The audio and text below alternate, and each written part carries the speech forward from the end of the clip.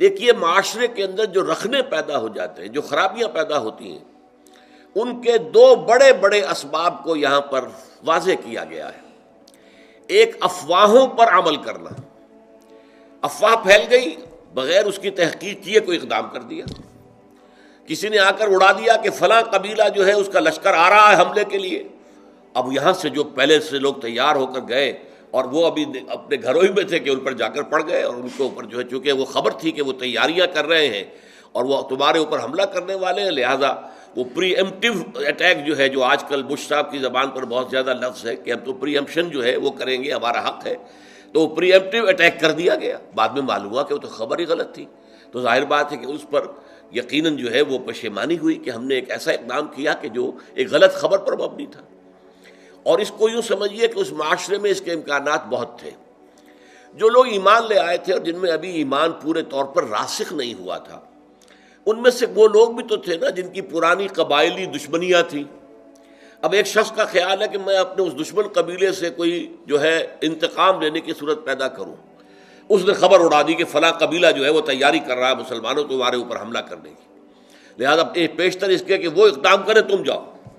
اور اس نے گویا کہ یہ چاہا کہ وہ اپنا انتقام جو ہے اس کو لینے کا ذریعہ اسے بنا لے۔ کیونکہ ایسے لوگ ہو سکتے تھے ابھی جن میں ایمان راسخ نہیں ہوا تھا پوری طرح، جیسے کہ اسی سورہ مبارکہ میں آئے گا کہ قالت الاعراب آمنا قل لم تؤمنوا ولکن قولوا اسلمنا ولما يدخل الایمان فی قلوبکم۔ یہ بدو کہہ رہے ہیں کہ ہم ایمان لے آئے، نبی ان سے کہیے کہ تم ایمان ہرگز نہیں لائے ہو، ہاں یوں کہہ سکتے ہو مسلمان ہو گئے، ہم نے اطاعت قبول کر لیے، اور ابھی تک ایمان تمہارے دلوں میں داخل نہیں ہوا ہے۔ تو جب تک دل میں داخل نہ ہو تو انسان کے اعمال پر اس کا اثر نہیں ہوتا۔ لہذا پہلی بات یہ ہے جس کا سد باب کیا جا رہا ہے کہ افواہوں پر کوئی اقدام نہ کیا جائے۔ یا ایھا الذین آمنو، دیکھیے میں نے پچھلی مرتبہ عرض کیا تھا کہ یا ایھا الذین آمنو یہ صیغہ خطاب کا اس سورہ مبارکہ کی 18 آیات میں 5 دفعہ آیا ہے۔ اے ایمان والو، ان جاءکم فاسق بنبأ، اگر آئے تمہارے پاس کوئی فاسق، یعنی اگر تو کوئی متقی، بہت محتاط، راسخ الایمان، راسخ العقیدہ مسلمان خبر لے کر آئے تو اس پر تحقیق کی ضرورت نہیں ہے، لیکن یہ دیکھو خبر لانے والا کون ہے، اور وہ اگر پوری طریقے سے قابل اعتماد نہیں ہے، فاسق و فاجر ہے، پوری طرح ابھی ایمان اس کے دل میں داخل نہیں ہوا ہے جو اس کے اعمال سے ظاہر ہو جاتا ہے۔ ان جاءکم فاسق بنبأ، اگر ابو بکر صدیق کو خبر لائیں گے تو اس پر کوئی تحقیق نہیں کی جائے گی، اس لیے کہ وہ تو الصدیق ہے، ان کے بارے میں کسی جھوٹ کا، کسی غلط بیانی کا کوئی امکان ہی نہیں۔ لیکن ان جاءکم فاسق بنبأ، اگر آئے تمہارے پاس کوئی فاسق کوئی بڑی خبر لے کر، نبا کہتے ہیں بڑی خبر کو، اہم خبر، فتبینوا، تو تحقیق کر لیا کرو، چھان بین کر لیا کرو، تفتیش کر لیا کرو، ان تصیبوا قوما، مبادا تم جا پڑو کسی قوم پر، کسی قبیلے پر، کسی لوگوں کے اوپر جا کر حملہ کر دو، حملہ آور ہو جاؤ، بے جہالت، لا علمی میں، تمہیں صحیح بات معلوم نہیں تھی، تمہیں غلط فہمی کے اندر مبتلا کر دیا گیا، ایک جھوٹی خبر کے اوپر تم نے اقدام کر دیا، فتصبحوا علی ما فعلتم نادمین، اور پھر جو کچھ تم نے کیا ہے اس پر تمہیں پچھتانا پڑے کہ ہم نے کیا کیا، بڑی غلطی ہوئی ہم سے، ہم نے حملہ کر دیا جبکہ ادھر سے کوئی اس طرح کی اسکیم نہیں تھی، بعد میں تحقیق سے معلوم ہوا کوئی ارادہ نہیں تھا، اور ہم نے یک طرفہ قدم اٹھا دیا، تو کتنی ندامت ہوگی۔ اگر چند لوگ بھی اس میں مارے گئے تو یہ خون ناحق جو ہے قتل ناحق کی شکل بن جائے گی، لہذا پوری طرح تحقیق کر کے اقدام کیا کرو۔ ہاں اس میں جیسا کہ 2 الفاظ ہیں، میں نے آپ کو بتایا، ایک فاسق، یعنی اگر مومن صادق ہے، پوری طریقے سے ایک انسان ہے جس کا پورا ماضی سامنے ہے، اس کا پوری شخصیت جو ہے ہمیں معلوم ہے کہ وہ محتاط آدمی ہے، متقی آدمی ہے، خدا ترس آدمی ہے، اس کی زندگی کے اندر ایمان کے مظاہر موجود ہیں، لہذا اس کی بات ہے تو پھر اس میں تحقیق کی ضرورت نہیں ہے۔ جیسے کہ آپ کو معلوم ہے کہ حضور کے انتقال کے بعد جو جھگڑا شروع ہو گیا تھا کہ انصار مدعی تھے کہ خلافت ہمیں ملنی چاہیے، ہماری وجہ سے اسلام کو غلبہ ہوا، یہ قریش جو تھے، یہ جو آئے تھے، یہ تو بھاگے ہوئے آئے تھے،